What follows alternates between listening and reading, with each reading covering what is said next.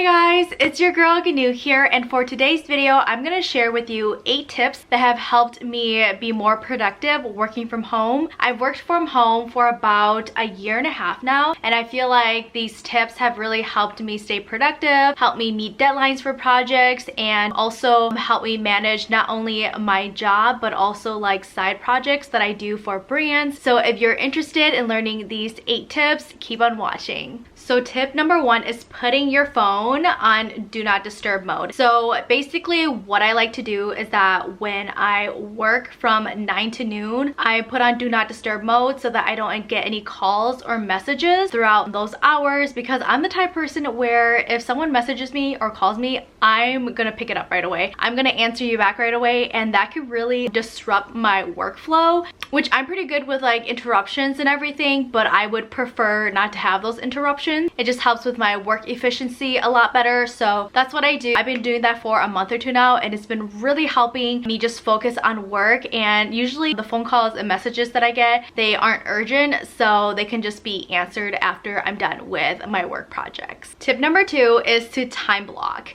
And if you've never heard of this phrase before, basically what you do is you choose a specific time throughout the day to dedicate a specific task to that time. So for example, from like 10 to 11, I might focus on a social media plan that I need to get done for my work. And then from like 1 to 2, I need to work on a campaign that I need to create for a brand. So just like making sure that you have a specific project that you're focusing on during a specific time, so that you're not juggling so many things at once, because when you do that, you really lose focus on what you need to get done, and you also get really stressed out and frustrated because you have like all these things you need to do. But when you time block, it's a more efficient way of getting your projects done. You basically do your best work when you're focusing on each task at a time. Tip number 3 is work in a room that is in your bedroom. I feel like this is very obvious. I sometimes work in my bedroom when I know that I can focus, but if I can't, then I go downstairs. And I do have a desk in my room, but I try not to use it because I'm the type of person where if I see my bed, I'm gonna want to work on my bed.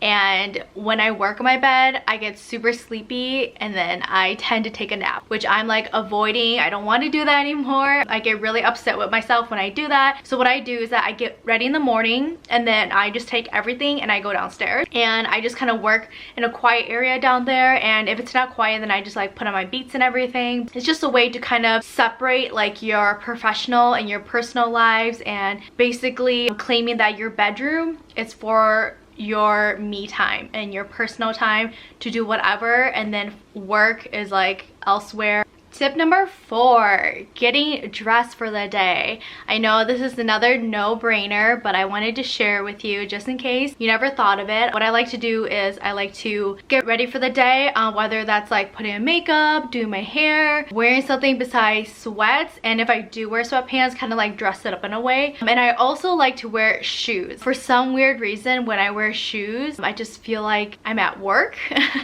So that's something that I like to do, and getting ready in the morning, it just puts you in a good mood for me personally, and it just makes me feel like I am ready for the day and I'm like ready to get things done. The 5th tip is to clearly define your work hours. So instead of just kind of like going with the flow, being like, oh, maybe I'll do project A now and then project A or project B like later. Instead of doing that, I feel like that's kind of like disorganized, and then you may like forget what project you're working on and what project you have coming up. So instead, like having set work hours so that you know that those are the times to work. So it kind of goes back to like time blocking too. So like for example, I specifically work from like 9 to noon for my job, and then from noon to 5 I work on my own personal brand, and then after 5 oh my god wow, but after 5 p.m. that's like the cutoff for me, where I just stop working and I just kind of like enjoy myself. I feel like that's so important to really like take time to just kind of relax throughout the night and get ready for the next day.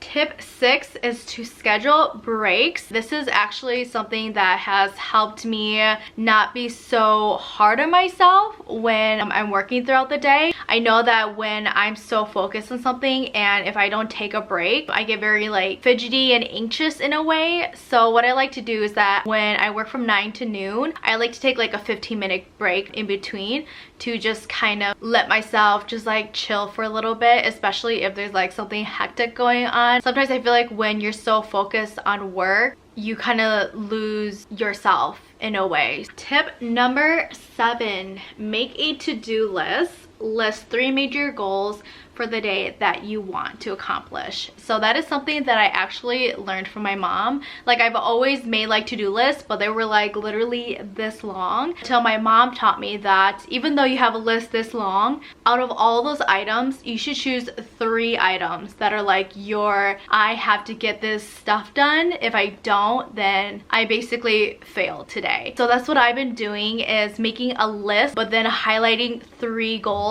that I have to accomplish by 5 p.m. and that's been really helping me meet my daily goals, staying productive, and also feeling accomplished on a daily basis. Lastly, socialize with people or collaborate with them. So for me, I know that I can take my own personal photos for Instagram, but sometimes I'll ask my sisters to help me just so I can socialize, interact with them, and it has been something that has brought a lot of happiness into my life. And also, like, they take shots that I could never get like by myself. When I do like a self timer and everything, like sometimes, like for some weird reason, like they would just like click the camera by accident and then they just get like the best shot. It's like, it's really weird, but it's really fun to like shoot with them. And I'm like a people person, so I like to interact with people on a daily basis. And I know that each of my siblings, they're super busy doing their own things at home. Sometimes just like asking them to do like little things like that is a way to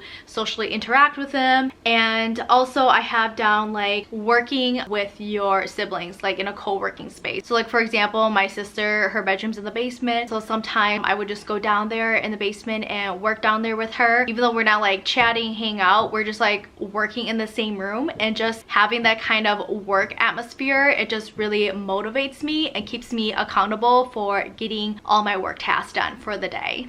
That is it, you guys. My 8 tips working from home. I hope you guys found them helpful. If you did, give this video a big thumbs up. And don't forget to click the subscribe button down below to be notified of future videos. I love you so much. I'll see you next time. Bye.